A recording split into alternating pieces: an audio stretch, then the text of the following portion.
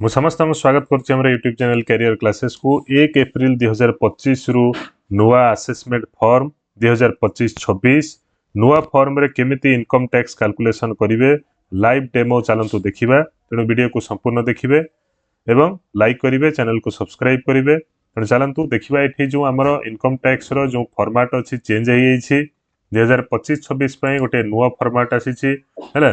2025-26 जो आमर assessment sorry financial year अच्छी 2026-27 एटा होछि आसेसमेंट ईयर ता कहउछन्ते आपण माने मन रखिबे तो एटा होछि 25-26 रो फाइनेंशियल ईयर एई फाइनेंशियल ईयर पई आमर जो नुआ इनकम टैक्स फॉर्म टी आसीछि सेतर आसेसमेंट फॉर्म आपण मानकु दबाक पड़िबो ऑफिस रे डिपॉजिट करिया पड़िबो कैलकुलेशन सहित तेणु कैलकुलेशन करी पूरा देखैछि एठी हैला कैलकुलेशन सीट सह तेणु आमे ताकू डिटेल्स देखिबा तेणु वीडियो को संपूर्ण देखिले आपण माने जानि परिबे तो ये केमिति कैलकुलेशन टा हेइछे एवं आपण माने नुआ फॉर्म को केमिति कैलकुलेशन करिवे तो नुआ फॉर्म को पाइबे केमिति ना टेलीग्राम चैनल अछि हैला टेलीग्राम चैनल रे आपण माने जॉइन कले नुआ फॉर्म को पाइ जिवे ब्लैंक फॉर्म अछि डाउनलोड करी प्रिंट आउट काढी के आपण माने फिल अप करि परिबे तो एठी प्रथम आपण मानकु कोन करिया पड़िबो आपण माने जानि थिबे जदि इनकम टैक्स भरुछंती तने प्रथम आपण मानकु गोटे कैलकुलेशन शीट करिया को पड़े तो कैलकुलेशन शीट केमिति करिया पड़े एटा होछि कैलकुलेशन शीट तो कैलकुलेशन शीट रे आपण मानकर जो सैलरी पाउछंती आपण मानकर पे केते अछि पे सब लिखिया पड़िबो पूरा मंथ वाइज लिखिया पड़िबो पे आपण माने लिखिबे तो जेहेतु एठी ग्रेड पे सिस्टम हमर नाही आ 7th पे रु तो ग्रेड पे एठी जगह रे ब्लैंक रखाइछ तो आपण माने सब जगह पे को आपण माने टोटल लिखि सारला परे एटा लिखि सारला परे आपण मानकर एठी टोटलिंग टा करिवे एठी टोटलिंग टा लिखि परिबे टोटलिंग लिखाइनी ग्रांड टोटल मिसेई के लिखिबे तो एटा होची सेही 537,500 हला 5,37,500 तो एठी सेही पे जति के अछि आपण मानकर टोटल भी सेति करइबो काहे कि ग्रेड पे सिस्टम टा केते अछि नील अछि बा जीरो अछि तो ग्रेड पे जेहेतु नाही तो आपण मानकर हे गेला कोन ना एठी हमर हे गेला टोटल टा हे गेला केते हमर ना एठी सेही पे जगह रे एति के हे गेला सिस्टम आपणकर टोटल हे गेला एति की हला तो ये आमर के टोटाल पे आपण मैंने मन रखु ये 5,37,500 हो गला तेणु आम कौन करवा 5,37,500 को आम कौन करवा ये लिखा कैलकुलेशन शीट जो अच्छी तो कैलकुलेशन शीट रे लिखा तो ये आम कौन कले ना जो जी आमर होता कौन ना पे जी टोटाल पे होता आम ये जो इनकम टैक्स असेसमेंट जो फॉर्म अच्छी से कौन कले ना ये पे जगह गोटे अच्छी आउ ग्रेड पे जगह अच्छी तो पे जगह आम 5,37,500 पकईले है तो ये 5,37,500 थी लिखिले तापर आ गोटे कलम रोचे आपर टोटाल डीए केते पाउछंती डीए जी परसेंट पाइबे बर्तमान 53% चलुची पुणी एबे बढ़ी की 55% हो 2% डीए बढ़िबो तो कहीं बढ़िबो तापर भी डीए अच्छी 2% कहीं बढ़िबो ताकू जाइए आपण माने मध्य देखि परिबे तो एठी डीए टोटाल लिखिदेबे को मासरे केते डीए पाइथिले डीए रो कलम रे आपण मानकर जदि किसी एरियर भी थिबा आपण माने शो करिवे आगुर जेमति 4% डीए थिला गोटे एरियर थिला 3% डीए रो एरियर थिला एटा एरियर जगह रे लिखा होची एटा एरियर पई ताकू छाड़ दियंतु वर्तमान हमर डीए केते हला टोटल लिखिबे तो डीए रो जो कॉलम टा अछि डीए कॉलम रे टोटल आपण माने ए सब लिखि सारला परे आपण मानकर टोटल डीए केते हला लिखिबे तो टोटल डीए टी केते हला ना 2,75,485 हला 2,75,485 है तो आम कौन करवा ताकू नहीं डीए जगह लिखा डीए आपण मैंने देखिपे तो डीए जगह लिखा के 2,75,485 लिखाई गला तो ये टोटाल माने पे ग्रेड पे आपंकर मिसिक होता के 5,37,500 तो डीए भी लिखाई गला ये एचआरए तापर अच्छी एचआरए आपंकर कलम देखो एचआरए कैलकुलेशन शीट करदे आपने असिस्टेंट फॉर्म भरिया को इजी हम तो आपंकर एचआरए केते हम एचआरए देखो ये एचआरए सब फिलअप कराई आपंकर बेसिक पे टोटाल 4% एबे एचआरए पाउछंती जदि एनआईसी सब रे रहउथिबो अलग अलग परसेंटेज 8% 12% रो पाउथिबे कोन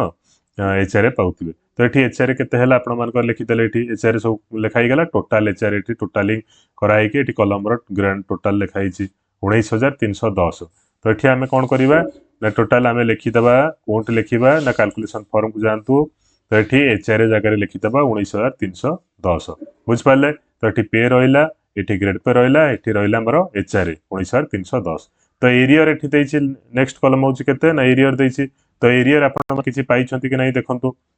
जदि एरियर किछि पाइथे म देखौतेला आपनको ओडा पुराना अनुसार 4% डीए रो एरियर ओटा एडा पुराना फॉर्म अछि 3% डीए एरियर एचआरए एरियर तो टोटल एरियर आपण मानकर केते ग्रॉस कथा एठी पडिछि जेहेतु एटा नुवा फॉर्म सब जाक नुआ इनकम टैक्स रेजिम रे कौन होची ग्रॉस कैलकुलेशन होची तो एठी आपण मानकर केते क्रेडिट हेची ताकू धरा जीव नाही आपण मानकर टोटल विदाउट प्राण डिडक्शन विदाउट हला प्राण डिडक्शन रे विदाउट प्राण डिडक्शन रे आपण मानकर केते आपण माने बिल दिया हेची आपण मानकर सेटा होची ग्रॉस एरिया रे आपण मानकर केते होची सब ग्रॉस ऊपर कैलकुलेशन होची तो एठी ग्रॉस देई दबा ग्रॉस एरिया केते हला हमरो ना एठी लिखा हे गला 9271 टंका हे गला ग्रॉस एरिया बुझ पाले ग्रॉस एरिया रे गला आपनकर 9071 टंका 9271 टंका तो एठी हमरो सब जिंस आसी गला पे आसी गला तापरे डीए आसी गला एचआर आसी गला टोटल एरिया आसी गला तो ठी टोटल हमरो जो ग्रॉस सैलरी टा केते हे गला ना 841,566 एटा हे गला ग्रॉस सैलरी तो ग्रॉस सैलरी आपण मानकर कैलकुलेशन आपण माने करिकि पाई गले 841,566 एठी मध्ये लिखाई थला बुझ पाले तापरे हमें कोन करिवा ना एठी जेहेतु स्टैंडर्ड डिडक्शन हमर देइछि केते ना 75,000 टंकार स्टैंडर्ड डिडक्शन देइछि तो ए कॉलम रे आपण लिखि परिबे मु ऊपर को लिखि देइछि तो स्टैंडर्ड डिडक्शन जगह हमें केते लिखिले ना 75,000 टंका तो स्टैंडर्ड डिडक्शन कला परे 8,41,566 रु 566 रु काटी देबे 75,000 माइनस कर देबे रहिला 766 566 7,66,566 टंका आपण मानकर रहिला कोन